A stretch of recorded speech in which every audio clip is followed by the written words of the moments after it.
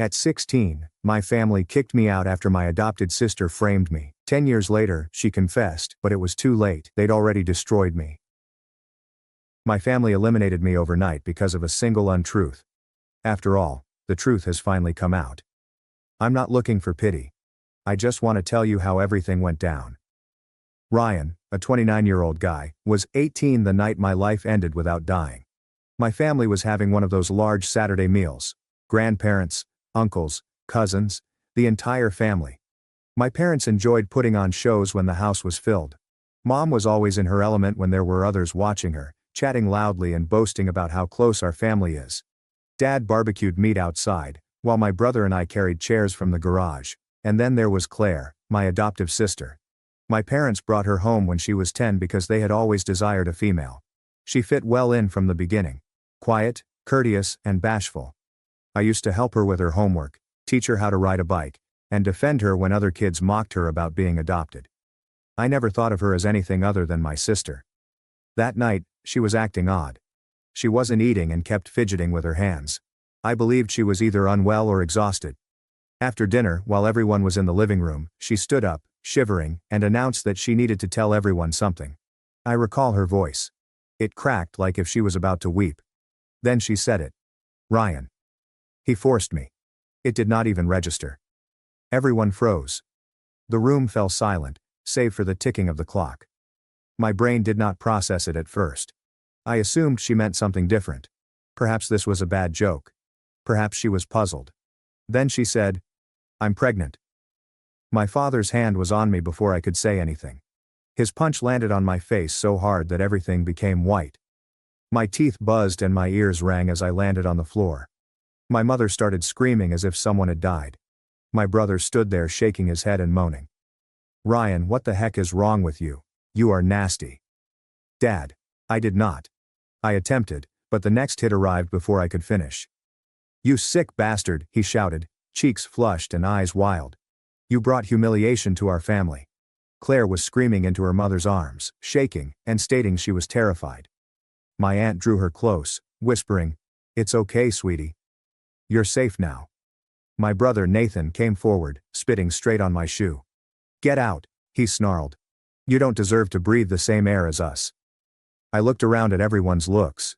People I had known all my life. None of them treated me like family anymore. Simply disgusted. I said, "She's lying." My voice broke. "I swear on my life she is lying." Nobody cared. My mother yelled, "Don't even mention her name. Don't talk to her." I believe my uncle phoned the cops. When the cop arrived, I was sitting on the porch, bleeding from my lips. One of them asked my father if I was the suspect, and he simply nodded without looking at me. They didn't even cuff me harshly. They could see I was merely a child who appeared half dead. Still, riding in the rear seat with the sirens blaring was like being buried alive. At the station, they asked questions I couldn't comprehend. When did this occur? What did you do that night? Has she said no? I kept saying that it never occurred. None of it. They did not book me. There was no proof. Just nothing. They let me go in the morning. I recall one of them mumbling the words, "statutory case," under his breath.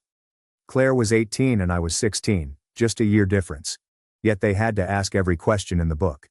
They took statements, contacted a social services representative, and even checked timelines on our phones. In the end, there was nothing to hold me up. So they sent me home with a warning to be available for further interrogation. But when I went outdoors, the world was already aware. Our town wasn't large. By morning, half of it had already determined that I was guilty. I didn't go home immediately. I walked till my legs gave out. When I returned, my belongings were heaped on the front yard. Clothes, school books, and my rucksack. My father stood at the entrance like a guard. "Get out," he said. His tone was not hostile this time. Just chilly. "You are done here." "Dad, please, you recognize me." "I would never." "Don't call me that. You aren't my son anymore." I attempted to grab for my mother through the doorway. She turned aside, cradling Claire as if she were a victim of a murder scene. Nathan slammed the door behind them. I stood there. My hands were so shaky that I couldn't pick up my luggage. That night, my phone vibrated. It was Lily, my girlfriend. We had been together a year. She knew me better than anyone else. She whispered through tears. I believe you, Jack. I swear, I do. But my parents won't allow me speak to you. They believe it's true. They stated if I ever see you again, they'll contact the police. Please do not do this. I said. She wept. I apologize. I cannot lose them. Then she hung up. I gazed at the phone's screen until it became black. That was the last time I had heard her voice. I stayed in my car for the remainder of the night behind a petrol station 2 towns away. I peered at the shattered window, watching rain fall in crooked patterns. In less than 12 hours, I went from being a regular kid with a family, a girlfriend, and a future to being viewed as a criminal by everyone. Every time headlights drove by, I assumed it was my father's truck. I assumed he'd pull me back to complete what he started, but no one arrived. When the sun eventually rose, I peered in my rearview mirror. My face was bruised. My garment still had blood on it. And I discovered something simple but significant. Nobody was coming to help me. And that's when it struck me. My family hadn't merely thrown me away, they eliminated me. That notion stuck in my chest like a stone. I drove through the night without a plan or a map. I just had clothes on my back, a bag, and $250 in my wallet. I drove till the gas light flashed red. The engine coughed at a sign reading, "Welcome to Maplewood." I didn't care where I was. I stopped. Into a parking space behind a row of businesses that appeared half abandoned. My hands shook with hunger and cold. I'd been surviving on vending machine chips for days. A help wanted sign was attached to a diner window across the street. I stood there gazing at it, trying to work up the nerve to step in. When I walked in, the bell above the door chimed. A guy stood behind the counter, with big shoulders, a gray beard, and deep creases on his face. "Can I help you?" he said, his voice raw as gravel. "I saw the sign," I said. "I can wash dishes. Do anything, really." He examined me. My clothing was crumpled. My shoes still had muck from the road. "Have you ever worked in the kitchen?" "No, sir." He grunted. "You seem hungry." "I am fine." I lied. He groaned and nodded to the back. "My name's Paul. Sinks are there. You begin right now. You are given a supper at the end of your shift." That was it. No questions, no paperwork. Just work. The kitchen was tiny, noisy, and heated. I cleaned plates and pans till my hands were raw. Paul served me his first meal, a half-eaten burger and fries from a client who did not complete. I didn't care. I devoured it like if I hadn't eaten in weeks. When it was time to close, I tried to offer him the plate back, saying I'd find somewhere to sleep. Paul cleaned his hands and added, "There's a room upstairs. It ain't pretty, but it's got a bed and a lock. You can work it off." That was the first gesture of compassion I'd seen in weeks. The room was small, perhaps 12 feet across, with a stained mattress, a flickering bulb and wallpaper peeling from the corners, but it was a roof, and the floor didn't move beneath me. I dropped into bed and slept for 14 hours straight. Over the following 3 days, I settled into a groove. Paul didn't say much, but he'd grunt something like, "Good job." Those words were more meaningful than any apology I'd ever received. One night, approximately 2 weeks in, I went downstairs to lock up and discovered Paul sitting at the counter reading the paper. He glanced at me and asked, "Kid, what's your story?" I froze. "What do you mean?" "I got a client in here today, a trucker traveling through who said he saw your photo in a paper a few towns over. Some family issue." My stomach plummeted. I began shaking. "That is not what it appears to be. It is a falsehood. My sister is my adoptive sister. She made it up. I swear I never." Paul raises his hand. "Calm down, kid. I don't care what they say." I blinked at him. "You don't?" He leaned back on his stool. "Everybody's got a story. You're here working. That's what matters. Keep your head down, do your job, and rebuild your life. The rest will sort itself out." It took a second for those words to sink in. For the first time since that night, I did not feel like a monster. That night I sat on the side of the bed, gazing at the damaged wall and attempting to understand it. Paul did not know me, but he gave me a chance. My own family couldn't do it. One night I was scrolling through my phone's contact list. I hesitated before phoning home because I needed to hear my mother's voice. Perhaps enough time had passed. Perhaps they recognized the truth. She answered the third ring. "Mom, it's me," I said gently. Silence. "Ryan." Yeah, I just wanted you to know I'm okay. I found a job. I'm. Don't call here again, she told me. Her voice crackled. Your father does not want your name spoken in this house, she said before hanging up. I gazed at the phone till the screen faded. That was the last time I attempted. Weeks became months. I worked double shifts and saved what I could. Paul began teaching me tiny things. How to repair a leaky pipe, patch a vent, and inspect a thermostat. Learn to fix things, kid. It's the only way to survive, he'd tell you. Curiosity overcame me one night after closure.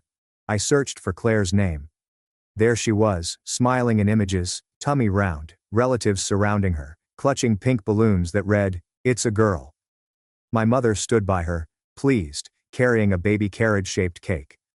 My brother was in the corner of the frame, smiling as if nothing had occurred. My throat stung. My stomach twisted so badly that I had to close the laptop. Then I determined that I would never be Ryan Winter again. After that night, something inside me turned off. No more attempting to explain. No more waiting for someone to come around. I had had enough of being the version of myself that they had buried. I put myself into working at the diner. I'd arrive before daylight and depart well after it closed. I repaired leaking faucets, cleaned grease traps, and learned how to replace filters in outdated air vents. Paul noticed. One afternoon, when I was unclogging the sink with half my arm down the drain, he said, "You ever thought about learning this stuff for real?" I looked up, perplexed. Like plumbing? He chuckled. Nah, bigger. Heating, cooling, air systems, HVAC. People always need heat or cold, kid. That skill feeds you forever. The way he said it stayed with me. I was bored of cleaning the plates. I wanted something permanent, something that could not be taken away from me. A few weeks later, Paul handed me a leaflet for the community college down the road. Night classes, he explained, slipping it over the counter. You'd be good at it. You pay what you can, and I'll cover the rest until you're on your feet. I looked at the page for a long time. Nobody has ever volunteered to help me in this way before, not even my own relatives. I joined up the next day. The first several months were terrible. I'd work 12-hour shifts at the diner, then take the bus to night school, struggling to remain awake during lectures on compressors and coils. Every time I mended anything, whether cold air poured out of a vent or a damaged machine roared back to life, I felt as if I was repairing myself piece by piece. Paul continued pushing me. Don't just get good, he stressed. Get so good they can't ignore you. When I got my GED, I was nearly halfway through the HVAC program. I started making modest repairs on the side. Paul's home, the diner's vents, and a few regulars. When the certificate arrived in the mail, Paul hung it in the diner's corridor like it was his own child's diploma. Not bad for a runaway, he commented, touching my shoulder. I laughed, even if hearing that word stung. With Paul's aid, I was able to save enough money to purchase a used pickup truck and a set of used tools. I left the cafe and began working full-time for a local HVAC firm. One summer afternoon, a coworker named Chris was accused of taking money from a client's kitchen counter. The employer was prepared to terminate him on the spot. Something about Chris's expression, the same terror I saw in the mirror 12 years ago, drew me in. Check the vent, I stated. Everyone gazed at me. I went up and removed the cover, and sure enough, the envelope had been sucked halfway down the duct by the return air. The client had probably placed it too near to the vent. Chris nearly cried. The boss apologized to the client. After that, Chris shook my hand as if I had saved his life. Paul learned about it via a source and phoned me that night. Good job, kid, he remarked. You didn't just fix air, you fixed a mess. That's what separates men from mechanics. It has stayed with me. Years went by like that. Work, sleep, eat, and work again. It was straightforward, predictable, and safe. But occasionally when I returned home at night, I felt a vacant place inside me, like if another existence was still buried somewhere. One night, while completing invoicing, I opened an old account that I hadn't used in years. My hands trembled when I logged into social media. I should not have done it. My family was standing in front of a birthday cake, smiling and laughing, with a small girl, her daughter, who appeared to be about 10. My mother was holding her, and my father put his arm over them as if nothing had occurred. My brother was in the background, beaming as if he hadn't spit at my feet once. The comment said, "Happy birthday to our miracle girl." Family is everything. Family. As I looked through the images, my chest pained. And she looked cheerful and dazzling, as if she had never damaged anyone's life. I closed the laptop and sat in the darkness, shivering. For years, I feared they would break apart without me. However, they didn't. They just replaced me. That night, I sat in my truck in the parking lot after finishing my shift and made a decision. I went home and erased every old account with the name Smith. I broke ties with the past as if it were a loose wire. By morning, Ryan Winter, I had filed the papers for a formal name change. It was my grandmother's maiden name, and she was the only one who had ever treated me with genuine respect before to this. When the new ID arrived several weeks later, I gazed at it for a long time. The image appeared to be stronger, tougher, and no longer resembled a boy. That was the day I stopped fleeing from what they had done to me and began creating something they could never destroy. 12 years later, I founded my own firm, Winter Heating and Air. Only a few vehicles, 3 staff, and a regular stream of clients who trusted my work. We were not flashy, but we were dependable. Life had finally leveled off. Everything began to split open anew in the early summer. I was working on an old air unit behind a bakery, perspiration streaming down my back, when my phone began to vibrate non-stop in my pocket. Unknown number with hometown area code. I disregarded it twice. The third time, it would not stop. I cleaned my hands and said, "Yeah, this is Winter." There was a little hush, followed by a voice I hadn't heard in over a decade. "Ryan." My chest clenched. "Ryan, who's this?" "It's me, Lily." I paused for a second. Everything around me, the fan noise, the street sounds, had vanished. "Lily, how did you?" She let out a sigh. "I know I shouldn't call, but I thought you should hear this from someone who actually believes you." That line alone made my throat tighten. She went on, "Claire's been arrested." I blinked. "Arrested for what?" "For lying," she said. "For accusing another guy in the same way she did to you." I leaned against the vehicle, woozy. What?" The man she accused this time fought back. "He hired a lawyer. All of it. It turns out she made up the entire tale again. During the inquiry, she confessed to the first one. To you.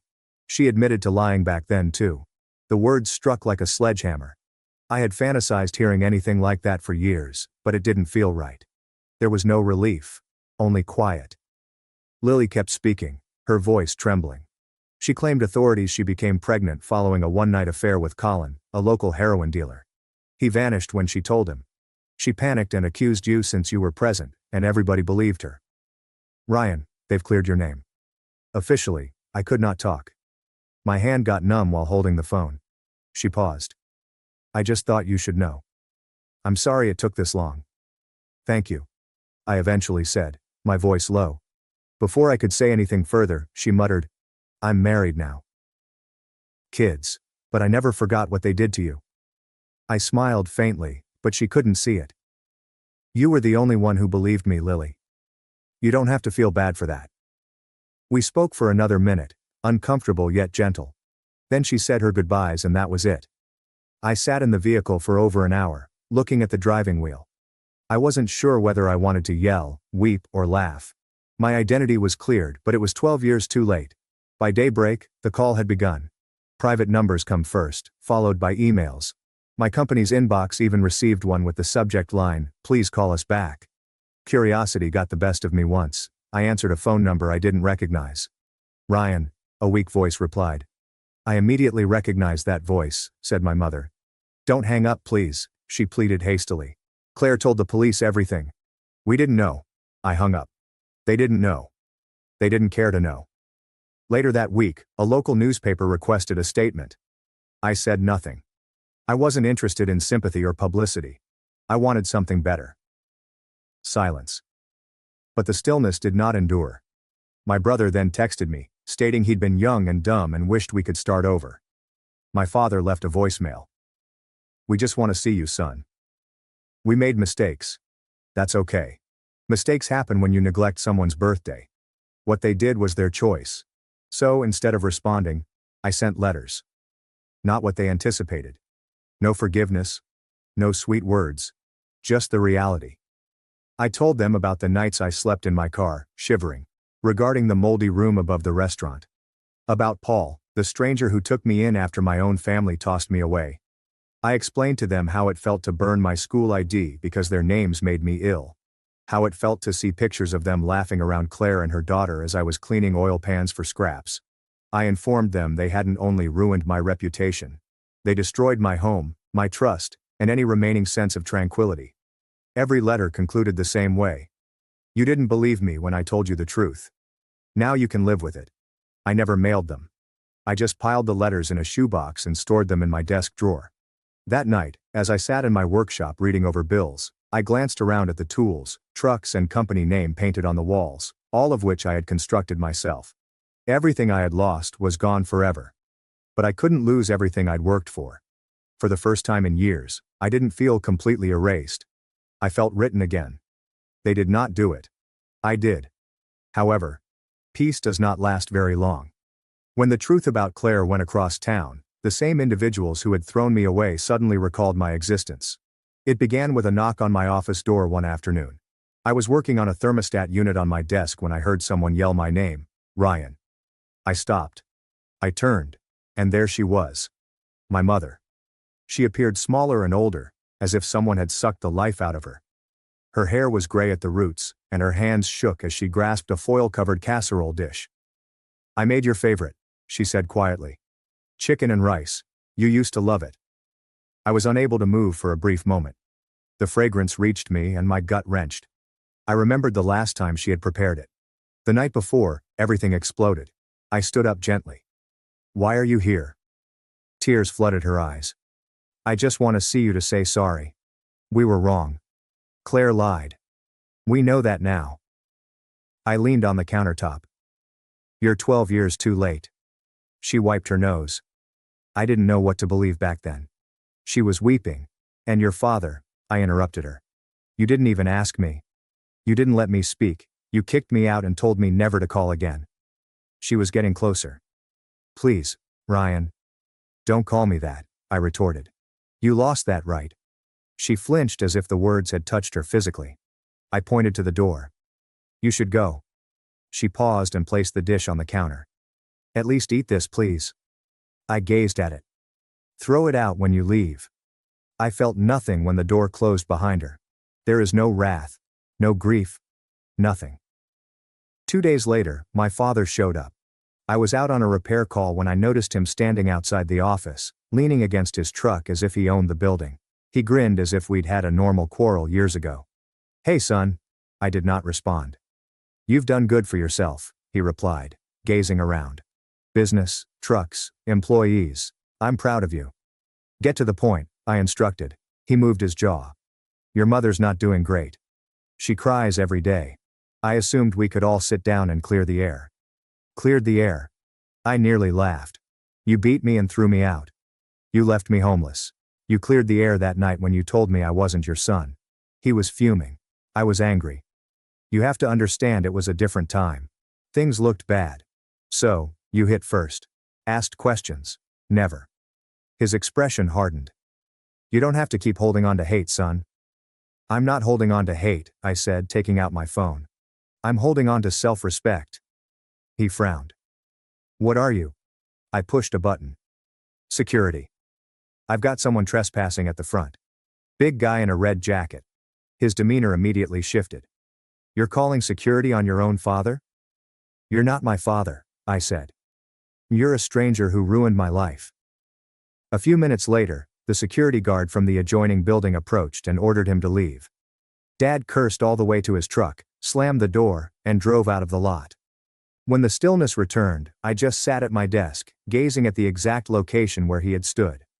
Meanwhile, rumor reached me through old acquaintances. My family was breaking apart. Dad had lost his job at the company for shouting at a supervisor. According to reports, he was almost detained for it. Mom hardly left her house. Neighbors claimed she was unwell and no longer herself. My brother's wife had taken their children and moved in with her parents after learning what had transpired years before. Everything they'd established, every fantasy of being the ideal family, was crumbling. People love to suggest that karma takes time. I'd say it arrived right on time. One afternoon, my employee Sam entered the office carrying a tiny package. "Hey boss, this was sitting outside the door," he told me. Inside, there were scores of notes, each with my name, Ryan Winter, scribbled in unsteady handwriting. There's no return address. I didn't need to open them to find out who they were from. My mother had always been theatrical about her penmanship. I brought the box into the rear room, placed it on a shelf above the storage bins, and then walked away. That night, I sat in my office and glanced up at the window, where those letters were.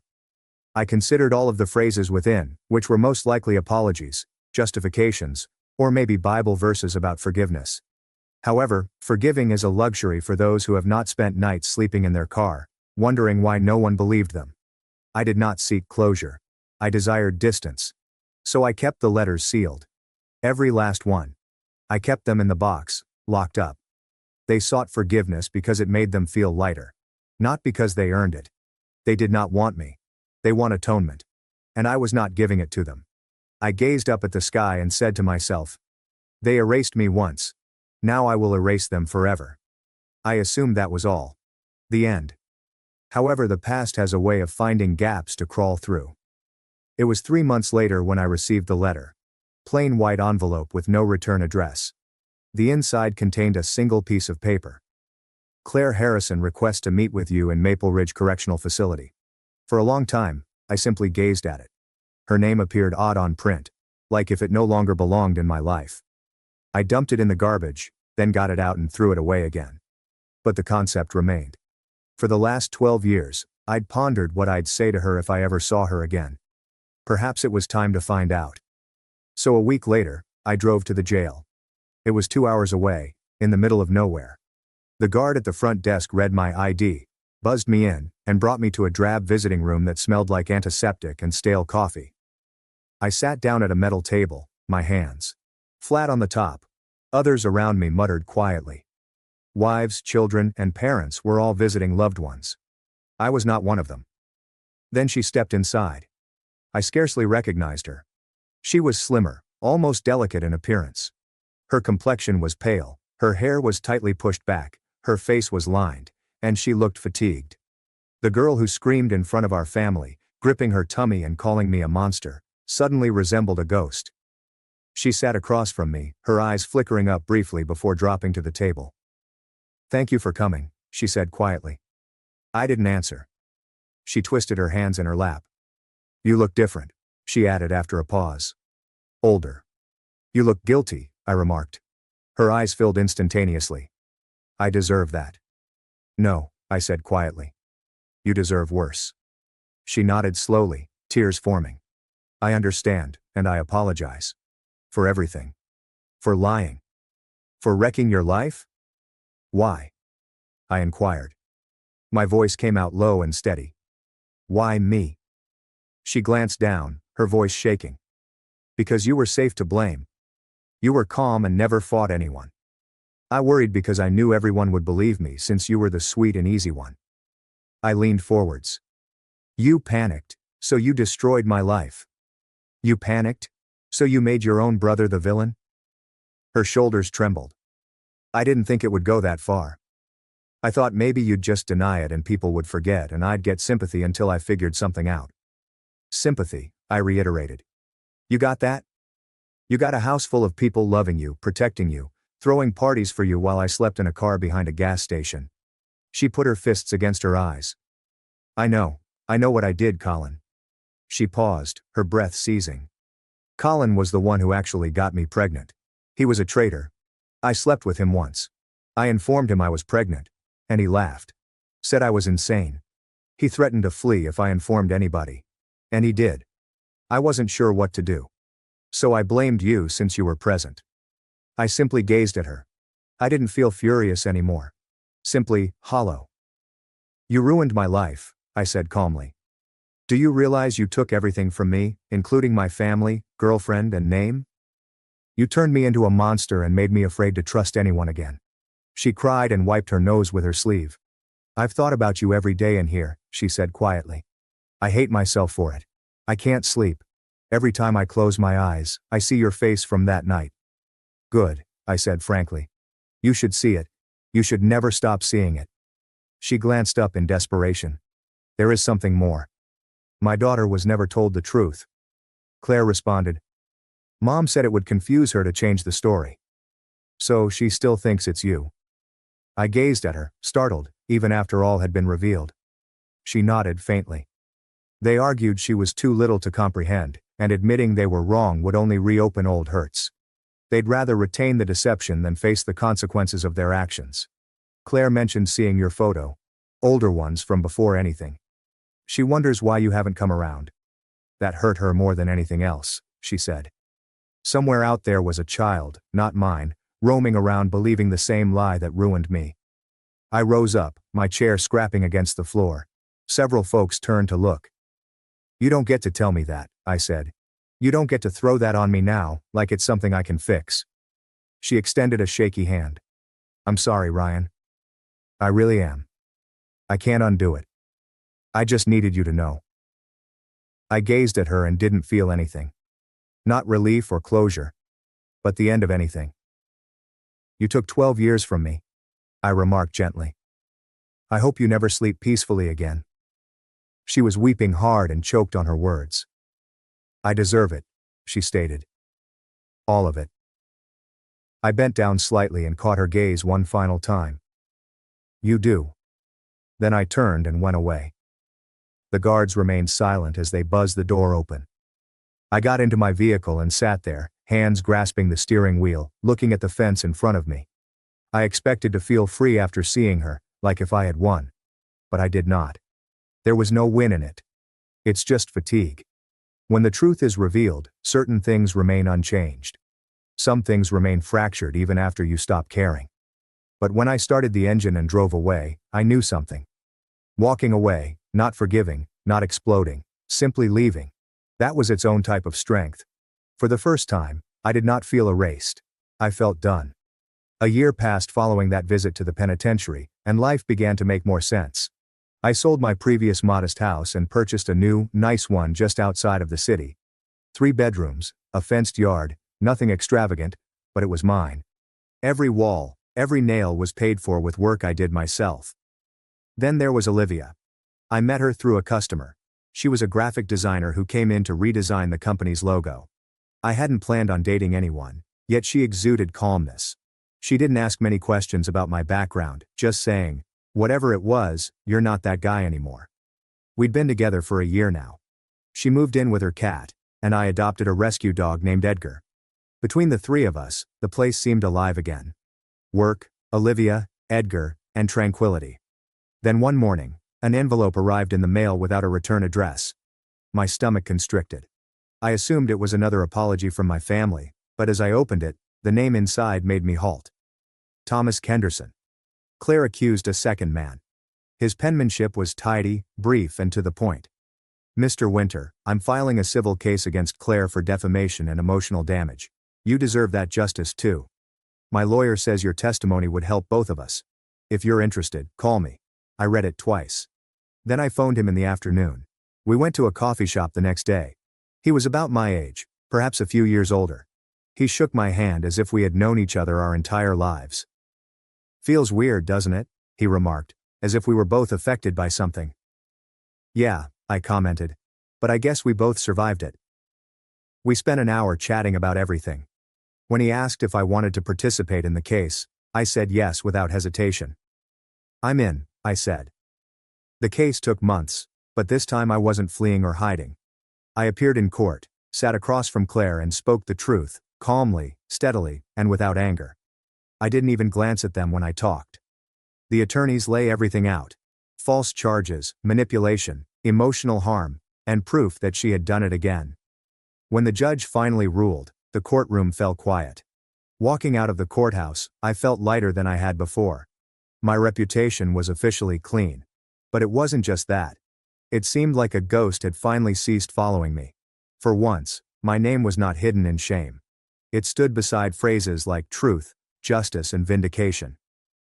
Then the voicemail arrived. It was late, around midnight. I was wrapping up invoicing in my office when my phone rang. Unknown number with hometown area code. I almost ignored it, but it got to voicemail, and something compelled me to listen. Son, it's Thomas. I don't know if this number is even right anymore. Your mother found it online. I don't have much time. The doctors say it's cancer. Stage 4. I don't want anything. I swear. I just want to see you one last time before it's too late. The message concluded with a long pause and a trembling gasp. Please, I'm sorry. I was wrong. Please, son. I sat there for a minute, gazing at my phone. Then I pressed play again. And then I erased it. Nor out of rage, nor out of vengeance, simply nothing. I recall the night he punched me. The sight in his eyes, the way he informed me I was no longer his kid. I recall sleeping in my car behind the gas station and tasting blood and rain. He chose the truth. Then I chose mine. I spoke to myself. They threw me out into the cold ones. Now I fix other people's air. That's irony, I guess. And peace. They erased me once, but I rebuilt myself. And this time, my story ends on my terms. Steady, quiet, and always north. Yeah, for me, that reframing that you both have so beautifully illuminated in this book is so subtle, but it's so powerful because it removes that judgment, it removes that negative observation, that criticism, that fear that people feel on the receiving end of that as well. To me, just that switch of question is so powerful. So what I want to do now is I want to ask you both questions throughout the different chapters of the book, since no one really has it till today. And I'd like to start with you, Dr. Perry, and ask you what happened to you? What inspired you to study child trauma? You know, where did your journey start? And why did it become so important to you? Because obviously this is something that you've done for decades. Tell us about the beginning of that journey. Well, it started kind of randomly because when I went to college at Stanford, they have a freshman seminar process where they take incoming freshmen and they assign them to some eminent faculty member. And then for every week, for the whole year, you meet with that person and you get to know their work and have conversations. It's a great experience. And I was randomly assigned to Seymour Levine, who is the grandfather and now great-grandfather of almost all of the big stress researchers in our field. And he had just been doing a series of studies looking at how you could take a little rat pup and give it a tiny little bit of stress, handling stress. You just take it out of the litter, hold it, and then put it back after a certain period of time, and then let the animal grow up. And then when they looked at those animals, their brain was very different than the brains of animals that didn't have that tiny little stress. And I thought that was stunning, that you could have an experience that was literally minutes long, and it would influence in a lifelong way the functioning of this really critical set of systems in your brain that are involved in how every organ in your body functions. And from that point forward, I was studying the development of the stress response systems in animals and then got into clinical work. And it's interesting, going back to what Oprah said about labels. When you go into mental health and start to get trained, there is a manual that people use, the DSM, and it's full of labels. And it's based on the symptoms that somebody has. And basically, it's a big book that says, what's wrong with you? And it doesn't say what happened to you. And so I was a developmentalist and I had been studying the brain, and I went into the field and I'm like, wait a minute, there's about 30 different ways that you can become inattentive. You can have attention problems from hyperthyroidism and developmental trauma and, lead toxicity and all kinds of things. We need to ask, we need to get to know the people that were giving these labels. And if we did that, I think that we would stop giving them labels and start giving them some solutions. Absolutely. Absolutely. Thank you so much for sharing that. And Oprah, as you were saying earlier, the book is full of stories and the science. And when I was reading about your own childhood stories and traumas in this book, it's difficult at times and it's challenging, but at the same time, your level of honesty and transparency is genuinely such an inspiration for myself and countless other people who are struggling as well. And, when I was diving into the book, there were moments where I was so grateful to you for what you shared. And, you know, you open up about a story about how your grandmother used to whip you over the smallest, most insignificant things, like spilling a glass of water and this harsh, right, exactly, breaking a plate. And this harsh behavior was normal for you as a kid.